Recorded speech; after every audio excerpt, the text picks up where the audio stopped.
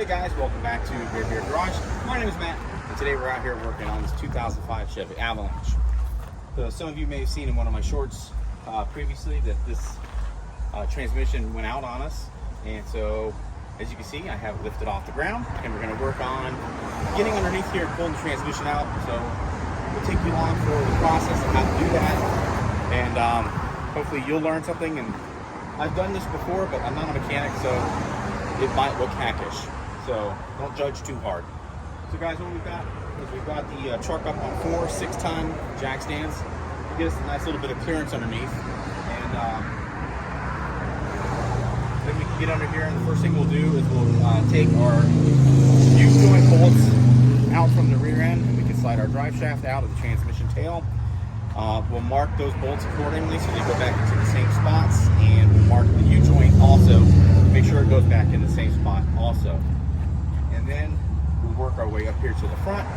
We'll remove our transmission cross member, and then the next part after that will be to dismount the transmission from the engine. So, and then also prior to dismounting the transmission from the engine, we have to take the 3 bolts out of the flywheel that hold the oh my goodness, I forgot the name of what I'm working on. Take the bolts out of the torque converter. We're going to take our torque converter bolts out from the flywheel, and then we can slide the old transmission off, take a look to see what's going on. My guess is there's a seal to blow out, but my big fear is since the seal blew out, did I hold the transmission up? And we'll see what happens from there. So guys, come along for this little journey. We'll see how we do. Maybe you'll learn something, maybe I'll learn something, and we'll do it together. So we'll see how it goes.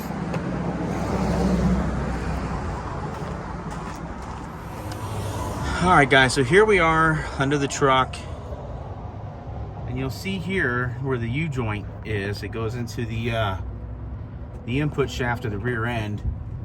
You'll see there's a bolt here, and then there's 2 more corresponding on the top. So if we, well, it's not in gear, so it won't spin. But anyway, we'll turn that around, and then we get the top 2 bolts, and then we'll mark with a paint pen here.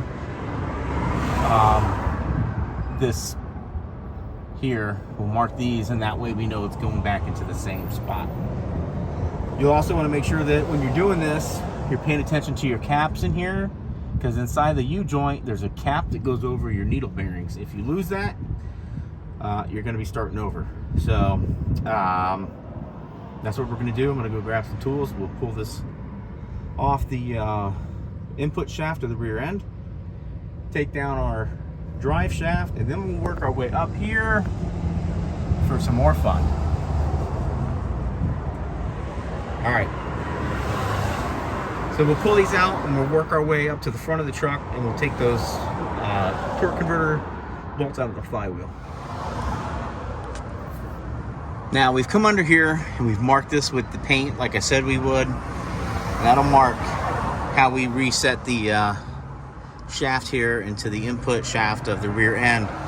So that's marked out, and I got, oh, let's see. Oh, that's not going to work now, is it? Huh. No. Okay, well, we're going to have to get a wrench, I guess, to take those off. All right, well, I'll be back. So, I just took the 1 bolt out, and we're going to let this hang down. That way we don't lose any hardware, because you can't go to AutoZone and get this, or O'Reilly's. So that's what I like to do with my hardware, so I don't lose it. This one's done. Now we just got to do the top. So I'm going to rotate this over, go in the truck, and drop it in neutral and spin it over. Put the truck in neutral. We should be able to just turn this over. We'll turn it by pushing the wheel. There we go. Perfect. Now we'll go ahead and pull those out. All right, let's get this thing to focus up. All right, here we go. So now we got our second one loose, and we're going to pry this off, and we're going to be aware of making sure we capture these so they don't fall off. If they fall off, well, that's a whole nother bridge we'll have to cross. So what I'm gonna do is take my wrench, we'll pry behind it and push it out. But I'm gonna need 2 hands to do that, so I'm gonna have to stop recording and get that out. All right, so you can see the shaft is out. We've taped off our ends. And just as an FYI, the cap flew right off. Fortunately, all the needle bearings remained inside the cap, so we're good to go. So now we're gonna pull the shaft this way, so it comes out of the tail of the transmission. So let's go up there and take a look at that. All right, so here we are under the tail of the transmission, and you can see the yoke that goes into the tail. We're going to slide this whole thing out, hopefully. That's the idea anyway. And we'll see what happens. Now, over here, you'll see there's tons of transmission fluid. Drippy, drippy, drippy everywhere. So, we got to figure out what went wrong there. It's pretty significant. It might be completely grenaded, but we'll figure that out. And we'll just move forward from there. So, anyway, let's get this shaft out. All right, here we go. I'll pull this thing out and we'll be back. All right, that came out super easy. I wish I had my tripod that I broke. But anyway, it slid right out, no issues. You can see it's still here, all together. We'll take that and round the backyard so nobody walks away with it since it's aluminum. And we're going to replace the seal on here. Well, first we need to figure out if this transmission can be saved. So, next thing we got to do is unbolt. In here there's a bolt. I don't know if you'll be able to see that or not. Yep. We got to take that bolt out. And that'll let the transmission tail loose from this cross member here. And then we have to unbolt this cross member here and then over here. And we're going to relume these too. This is looking terrible. So we'll relume all that. Let's keep moving. So something else I forgot about is we have to remove the Y pipe. So we got to go up in here, remove the 3 bolts from there, and there's 3 bolts up in there. Then we got to drop the Y pipe. Then we got to, so it comes back through here. We got to disconnect from here. Oh, that's gonna suck. Those things go through so many heat cycles that the bolts, nuts and bolts, don't fare well usually. So, well, hopefully we'll get it figured out. Hopefully they come off easy. All right, guys. So that is, let's see here. That is a 15. So we're gonna go ahead and get that off. And then we'll move on to the next. And the bolt's off. Now we'll move on to, I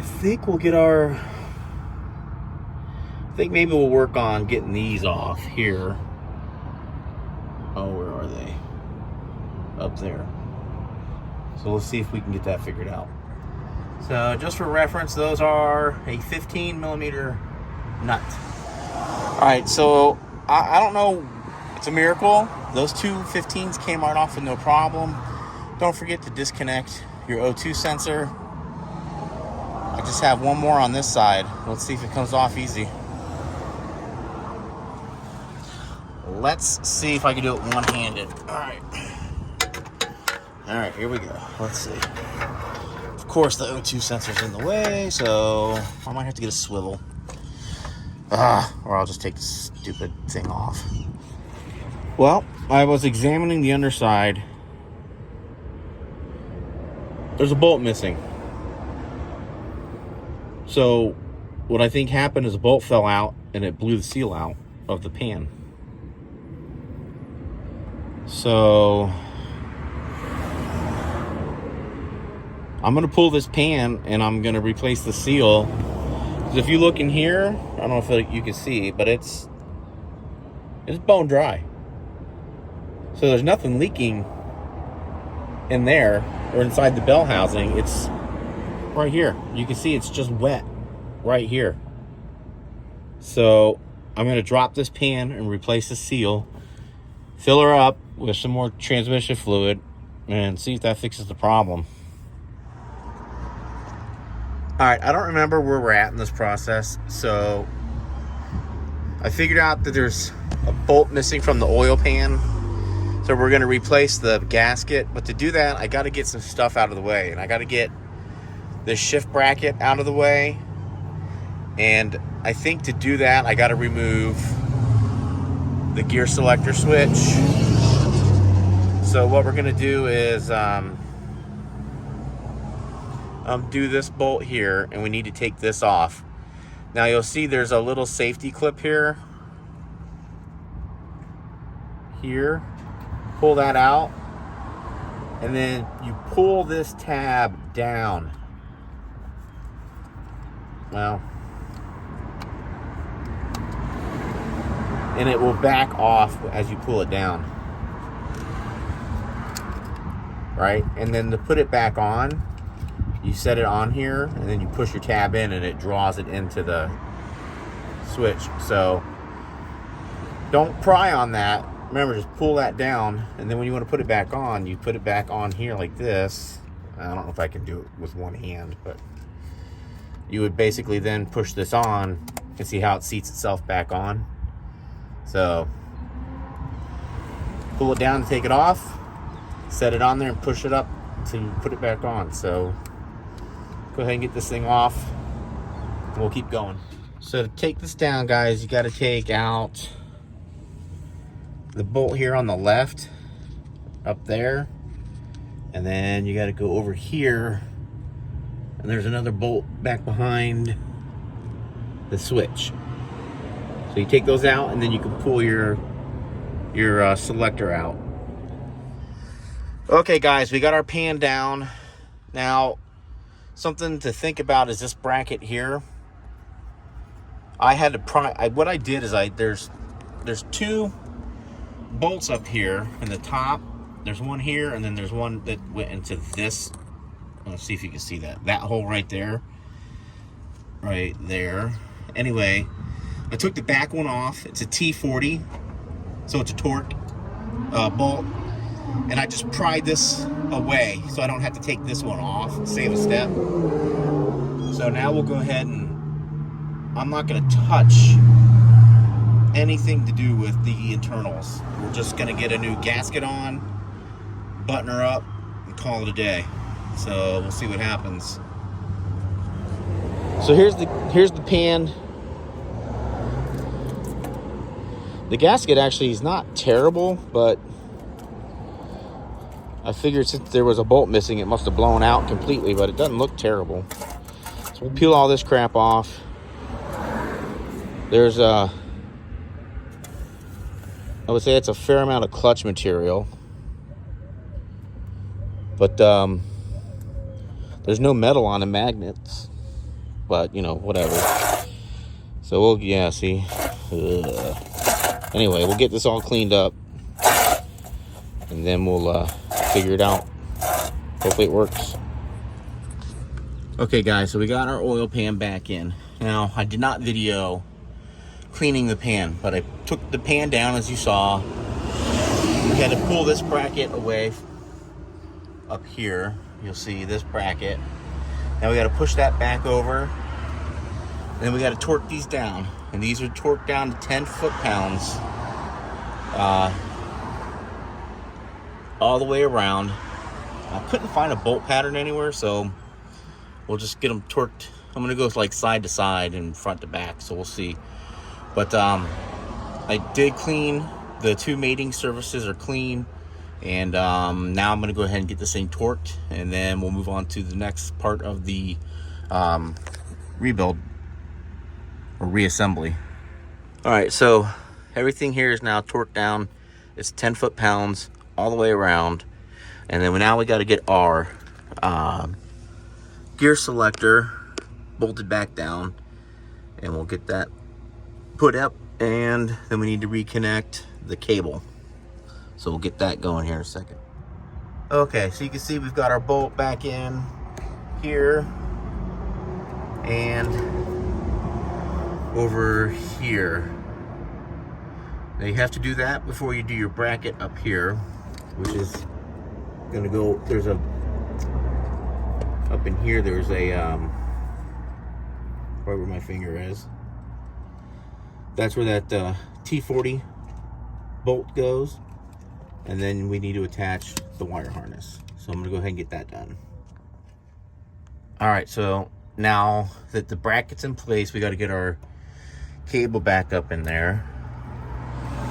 And let's see if we can figure that out.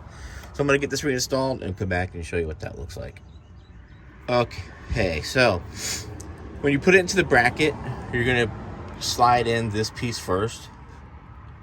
And then you're gonna pull it forward because there's little plastic tabs you're gonna catch on the side.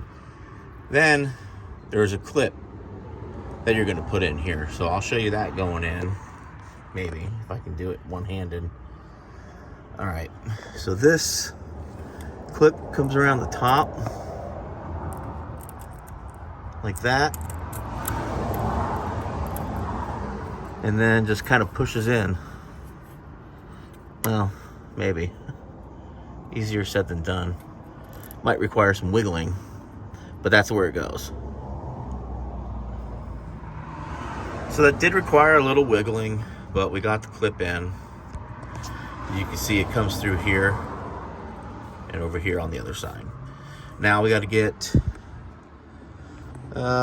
this hooked back up into the selector, and then this front part's done and we can get the drive shaft back in.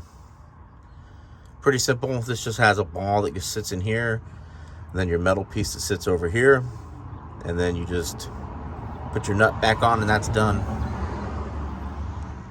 All right, guys, so we've got this reassembled, put our bolt back on, connected our shift cable. Now we're gonna get our drive shaft put back in, and I think we'll be done. Okay, guys, so that is an aftermarket link, the gold thing you see there, and I had to make some modifications to make it fit.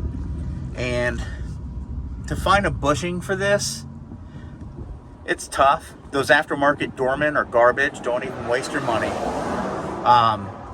There is one you can get on Amazon. It's like 40 bucks. Don't waste your money. Get yourself a bolt and a nylon locker nut and some washers, and that's your fix. Now, there is a way to make this link work, and I'll show you that in another video. You have to modify this link a little bit because it does not fit right either, because it's a Dorman product and nothing Dorman ever works right. So I'll show you how to do that in another video, but that's my fix for the link problem. Now, I will say that, well, let's wrap that right there. Let me get out front of the truck and we'll just wrap this video up real quick.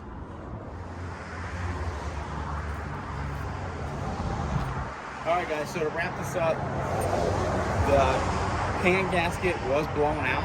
We replaced it, but when that blew out, we lost third and fourth gear. So basically the transmission's just shot, so it needs to either be rebuilt or replaced. I do have a spare in the shed, like I said at the beginning of the video. So basically now, instead of going from a gasket repair, we're going to go to a full-blown swap out. And maybe I'll do another video on the swap out. But I wanted to just kind of let you guys know that we took this for a drive after we got the seal in it. I thought it was working fine, but then it started slipping bad through third and fourth. It wouldn't even go into. So, like I said, it's got reverse first and second for who knows how long. But that's kind of the wrap up on this video. So guys, if you like this kind of content, give me a thumbs up. Let me know what you think.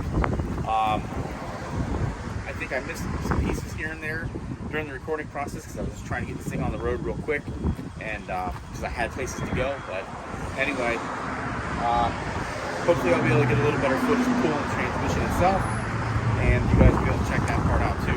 So guys, thanks for checking us out here on Graybeard Garage. My name is Matt, and remember, you can do anything if you put your mind to it. Even if it doesn't work the first time, you go back and hit it a second time. So guys, we'll see you next time here on Graybeard Garage. Thanks for checking us out. If you're not a subscriber, please consider doing so. as it does help the channel out. If you enjoyed what you saw, give us that thumbs up. We'll see you next time.